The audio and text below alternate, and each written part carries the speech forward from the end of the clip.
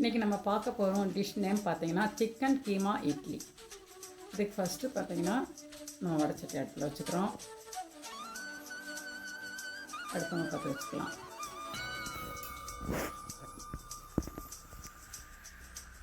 இதுக்கு ஒரு cup dosa idli rava mix rava இருக்கு பாருங்களேன், அது ஒரு கப்பு நம்ம எடுத்துக்கிறோம். சாதா ரவை எடுக்கக்கூடாது, நம்ம இதுக்குன்னு தனியாக இருக்குது. இட்லி தோசை எடுத்தாண்டி ரவா இருக்குது, அந்த ரவையை தான் நம்ம எடுத்துக்கிட்டோம். ஒரு கப்பு சாதா ரவை வந்து பார்த்திங்கன்னா ரொம்ப நைஸாக இருக்கும். இது வந்து இட்லி ரவா தோசை இதுக்கு போய் கொஞ்சம் இதாக இருக்கும். அந்த ரவை தான் நம்ம இதுக்கு எடுத்துக்கிறோம். இப்போ எடுத்துகிட்டு அதை நம்ம இப்போ வந்து என்னன்னா ஒரு 3 to 5 நிமிஷம் நம்ம நல்லா ரோஸ்ட் பண்ணிக்கிறோம். ரோஸ்ட் பண்ணதை அப்படி என்ன சார் ஒரு பாத்திரத்துக்கு நம்ம மாற்றுறோம். மாற்றிட்டு அதில் வந்து ஒரு 150 மில்லி நம்ம வந்து பார்த்திங்கன்னா தயிர், நல்லா கெட்டி தயிராக இருக்கணும் நமக்கு.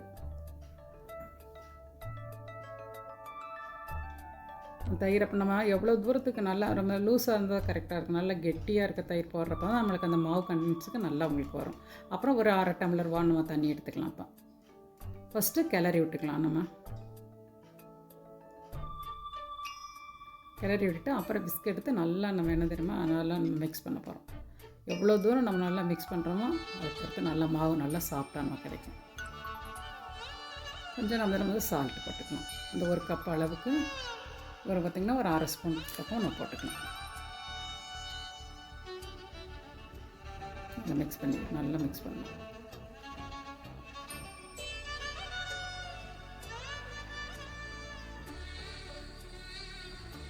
மிக்ஸ் பண்ணவே நம்மளுக்கு நல்ல அந்த மாவு ஒரு நல்ல ஒரு கெட்டியான ஒரு பதத்துக்கு வரும்.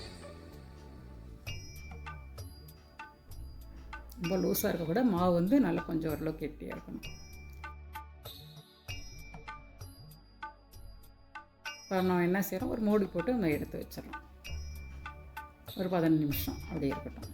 இப்போ அதுக்குள்ளேயே நம்ம என்ன செஞ்சுக்கலாம், சிக்கன் கீமாவை நம்ம ரெடி பண்ணிக்கலாம். அதுக்கு இப்போ அடுப்பில் ஒரு வடச்சட்டியை வச்சிடலாம்.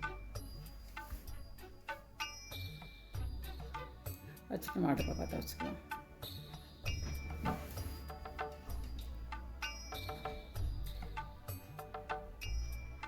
அதெல்லாம் ஒரு நம்ம இப்போ வந்து சட்டி கொஞ்சம் காஞ்சோன்னா ஆயில் ஊற்றிக்கலாம். ஒரு 2 ஸ்பூன் நம்ம எடுத்துக்கலாம்.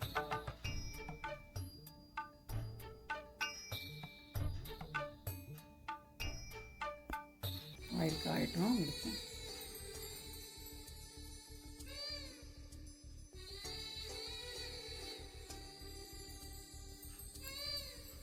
இப்போ நம்ம ஃபஸ்ட்டு வந்து ஆயில் காஞ்சோன்னா ஆனியன் போடுறோம். ஆனியன் நல்லா கட் பண்ணி வச்சுக்கணும்.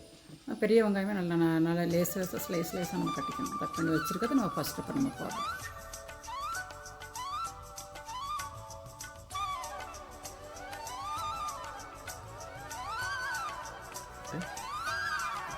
நல்லா வணக்கிட்டப்போ நம்ம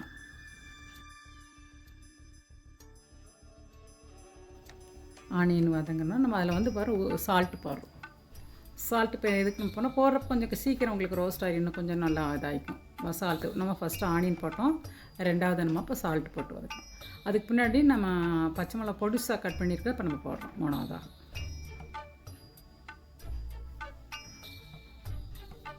மிளகா வதங்கிடுச்சு.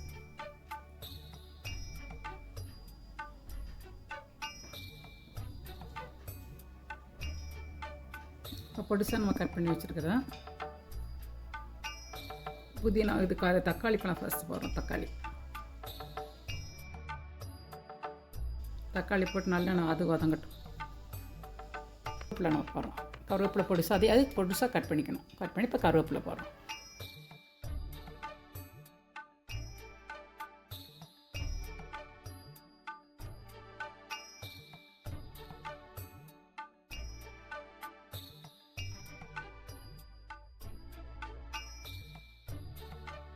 எல்லாம் வதங்கிடுச்சு. ஓரளவுக்கு நல்லா வதங்கினோன்னா நம்ம சிக்கன் வந்து பார்த்திங்கன்னா இந்த கைமா மாதிரி கட் பண்ணி வச்சுருக்கிறது தான் நம்ம அப்படியே போடுறோம். அதில் போடுறோம். ஆல்ரெடி நம்ம கழுவிட்டு அதில் கொஞ்சம் மஞ்சத்தூள் போட்டு நம்ம வச்சுருக்கோம். அதான் மஞ்சள் கலரில் இருக்குது. கொத்துக்கறி நம்ம வாங்குறப்பே கைமாவாக வாங்கிக்கணும்.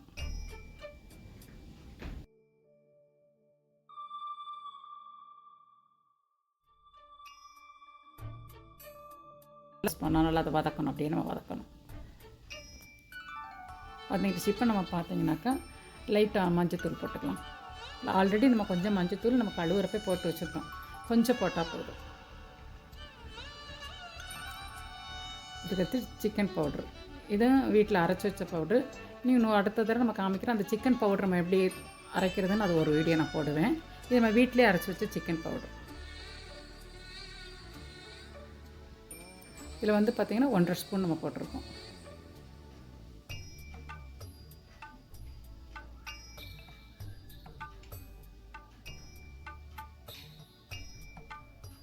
வதக்க இந்த சிக்கனில் இருக்க ஃபஸ்ட்டு 1 ஸ்பூன் போட்டு இப்போ ஒரு 1.5 ஸ்பூன் போட்டிருக்கோம்.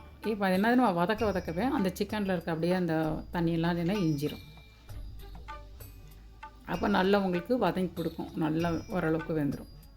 இப்போ நல்லா வெந்து வர்றப்போ என்ன தெரியுமா, லாஸ்ட் இஞ்சி பூண்டு பேஸ்ட்டு அது 1 ஸ்பூன் நம்ம பார்ப்போம். இப்போ வந்து இஞ்சி பூண்டு பேஸ்ட் போட்டோம்னா அதை அப்படியே நம்ம வதக்கி விட்டுக்கலாம் அப்படியே.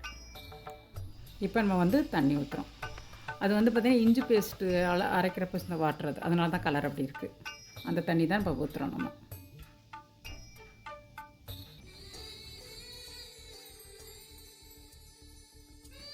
அது ஆகட்டும். 10-15 நிமிஷம் வரைக்கும் நம்ம விட்டுறணும். விட்டதுக்கு பின்னாடி அப்படியே நம்ம பார்த்திங்கன்னா அப்படியே அந்த கீமா பதத்துக்கு அப்படியே அந்த தண்ணியெல்லாம் சுண்டி ஓரளவுக்கு நம்மளுக்கு கெட்டியாக வந்துடும்.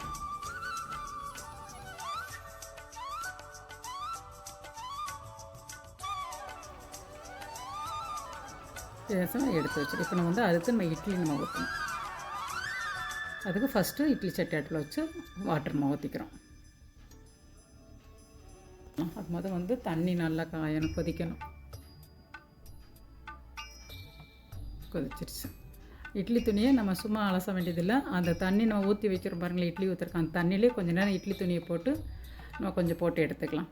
கொஞ்சம் சூடான தண்ணியில் போட்டு எடுக்கிறப்ப கொஞ்சம் நல்லாயிருக்கும். நல்லா நம்ம பச்சை தண்ணியில் போடுற காட்டிலும் நம்ம வந்து இட்லி ஊற்றி எடுத்து வச்சிடும். அது எத்தனை நாளுக்கு ஒரு 4-5 நாளாக ஒரு வாரம் கழிச்சு தான் ஒரு ரெகுலராக இட்லி ஊற்ற போகிறதில்ல. அதனால் என்ன தெரியுமா, நம்ம எதுக்கும் சுடு தண்ணியில் போட்டு அந்த துணியை எடுத்துக்கிறது நல்லது. இப்போ தண்ணி காஞ்சிடுச்சு. நம்ம என்ன செய்கிறோம், துணியை எடுத்துட்டு இப்போ நம்ம வந்து அந்த மாவு வச்சுக்கோங்க, ஆல்ரெடி வச்சுருந்த மாவில் கொஞ்சம் இப்போ இந்த நேரம் கொஞ்சம் சோடாப்பு, ஒரு 1/4 ஸ்பூன் அளவுக்கு சோடா போட்டு நம்ம கிண்டி விட்டுக்கலாம். மிக்ஸ் பண்ணணும். நல்லா மிக்ஸ் பண்ணுற பிறகு இப்போ திருப்பி அந்த மாவு வந்து அந்த சோடா மாவு வந்து மிக்ஸ் ஆகணும் அந்த மாவில் நல்லா.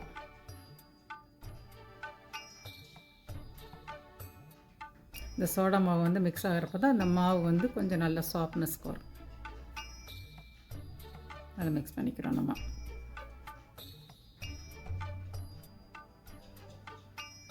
மிக்ஸ் பண்ணிட்டோம். இப்போ நம்ம தண்ணி கொதிச்சிருச்சு நம்மளுக்கு. இப்போ நம்ம வந்து இட்லி ஊற்றணும். ஃபஸ்ட்டு என்ன செய்யணும், ஒரு 1/2 கரண்டி மட்டும் ஊற்றினா போதும், ஃபுல் கரண்டி ஊற்றக்கூடாது, 1/2 கரண்டி தான் ஊற்றுறோம். அதுக்கு மேலே நம்ம பார்த்திங்கன்னா அந்த மாவு மேலே கீமா வைக்கிறோம். சின்ன கரண்டி, அதில் வந்து ஒவ்வொரு கரண்டி அந்த மாவு மேலே நம்ம வைக்கிறோம்.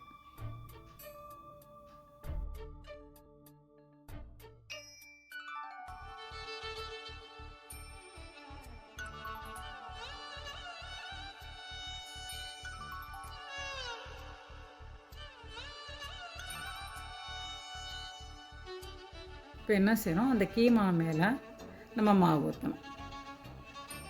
கரெக்டாக அதை கவர் பண்ணி அந்த கீமா வந்து வெளியே தெரிய வேண்டாம். அந்த மாவு வந்து அந்த கீமா ஃபுல்லாக மறைக்கணும். இப்போ ஊற்றினோம், அது ஃபுல்லாக காவு தான் உங்களுக்கு வந்து கீமா உள்ளுக்குள்ளே இருக்கிறது தெரியாமல் இருக்கும். இப்போ என்ன தெரியுமா, அப்படியே நம்ம வச்சுட்டு கொஞ்சம் கேப் இருந்தால் அதில் நம்ம வந்து மாவு வச்சு ஃபுல் பண்ணிக்கலாம், மூடி வச்சிடலாம். அப்போ வச்சுட்டு ஒரு 10 நிமிஷம் வெந்திருக்கும், ஆவி வருது, வெந்திருக்கு. இப்போ நம்ம அந்த இட்லியை பிளேட்டுக்கு மாற்றிடலாம்.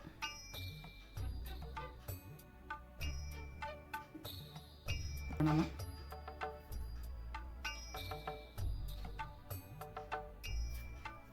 எடுத்துகிட்டு எடுத்துடலாம். எடுத்துகிட்டு இட்லி நம்ம தண்ணி தெளித்து லைட்டாக தெளித்து நம்ம இட்லி எடுத்து இட்லியை நம்மளுக்கு ஒட்டாக வரும். நம்ம தண்ணி லைட்டாக தெளிக்கிறப்ப அந்த துணியிலேருந்து இட்லிக்கும் துணி சம்மந்தம் இல்லாமல் அப்படியே வந்துடும், நம்மளுக்கு ஒட்டாகும். இப்போ எடுத்துட்டோம். நம்மளுக்கு சிக்கன் கீமா இட்லி ரெடி ஆயிடுச்சு. இது இப்போ பிள்ளைகளுக்கு நம்ம இது இப்படி செஞ்சு கொடுக்கப்ப நல்ல டேஸ்ட்டாக சாப்பிடுங்க பிள்ளைய.